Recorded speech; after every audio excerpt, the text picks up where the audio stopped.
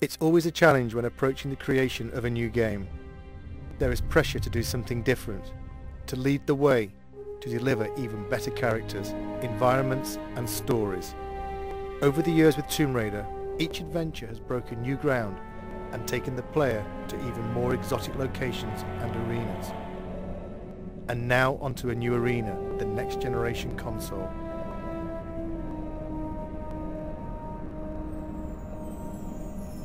Our vision is to take the player somewhere dark, a place they might not necessarily wish to go, but a place that they'll have to venture if they want to bring Lara back.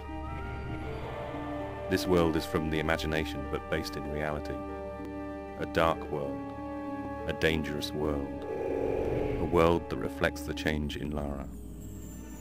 It will be a new experience, one that will almost be shocking to people who have played Tomb Raider in the past. From the catacombs of the Louvre to the alleys of Prague, we searched for the seedier side of life. A world that you wouldn't normally see Lara in, but a world that she has no choice but to inhabit. Like her audience, like the game's consoles themselves, Lara has grown up. Her experiences in Tomb Raider 4 have forced her to question herself. This game will ask more questions of her. It was a very conscious decision to leave out elements of Lara's story since Tomb Raider 4. Certain aspects of that story will return. It's just a matter of when and where. For the first time, Lara will have a moral choice to make. It's no longer a clear-cut case of good versus evil. This is a more complex tale which will ask more complex questions of the player. The player controls how the story develops much more than in previous Tomb Raiders. Basically, when Lara talks to a character, the player can also choose whether Lara is nice, nasty, or dismissive to another character.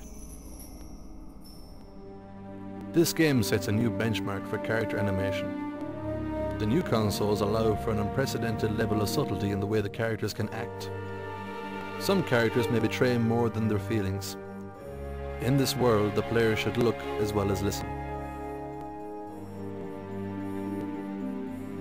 The advancements in game technology allow for much more complex movement from the characters. They have spines, joints, they even have fingers. They move in different ways. We borrow these movements from real people. The man on the A57, the woman on the bus. They travel much further than they think. The player will choose which paths to take, which characters to trust, which lies to believe, and which enemy to face. Some enemies may become allies. Some enemies may become something far worse.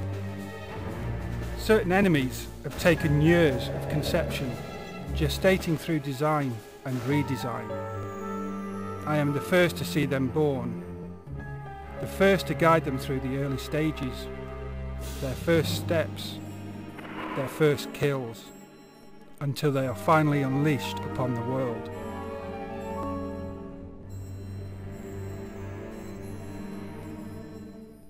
When you walk into this world, you walk into a film. A film with multiple paths and possibilities, but one story drawing you through. This world begins in an act of darkness. How this world ends is up to you. This is a world of shadows. There is a shadow on Lara. He watches, waits, he bides his time. His name is Curtis. He wants revenge. And Lara will help him extract that revenge.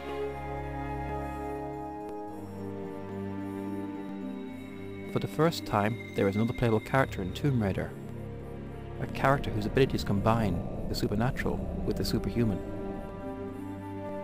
He has a different approach to Lara, less subtle perhaps, but still effective against certain opponents.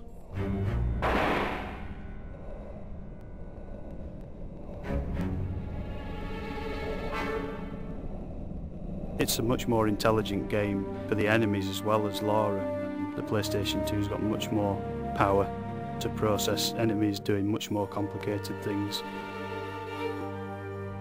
The enemies in the game have evolved. They will work together.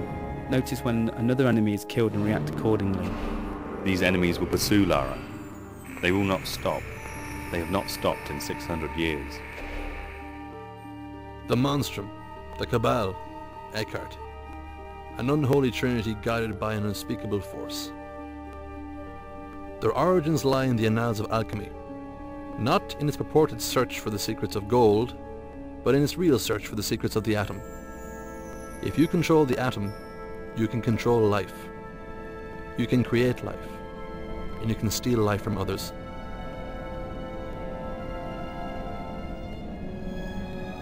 This story is very much on an epic scale, from 14th century alchemists to serial killers in modern day France.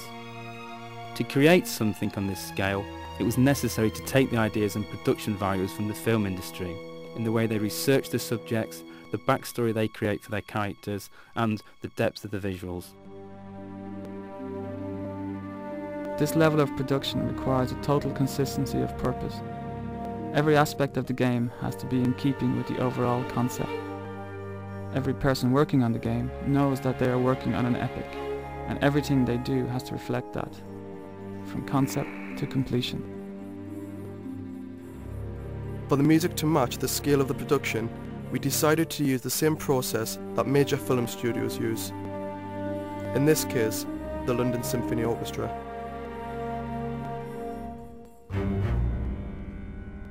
It's an overwhelming thought having your music played by 84 of the world's top musicians, but the effect of the music when playing Angel of Darkness will be well worth the shredding of our nerves. On the day of the recording, we are in the good hands of Abbey Road Studios and David Snell, the conductor. In a sense, he visualises the music and translates it to the ears. We wanted the music to be ever present, draw you into the world without you noticing. Part of the style of this game is that all the elements work together. Bide their time. Wait for the moments when they are needed. At core, we had a very clear vision of where we wanted to go. We wanted to take the Lara we all knew and put it into a game, a situation that no one knows. Tomb Raider has always set the benchmark for games. This game will be no different. Some may see elements of various filmmakers, such as Luc Besson, David Fincher. Some may see elements of various artists, Grunwald, Bosch. All will see something they haven't seen before. When we wrote this story, we wrote a book. This game is only the first few chapters of that book. This game opens a lot of doors and only closes a few of them.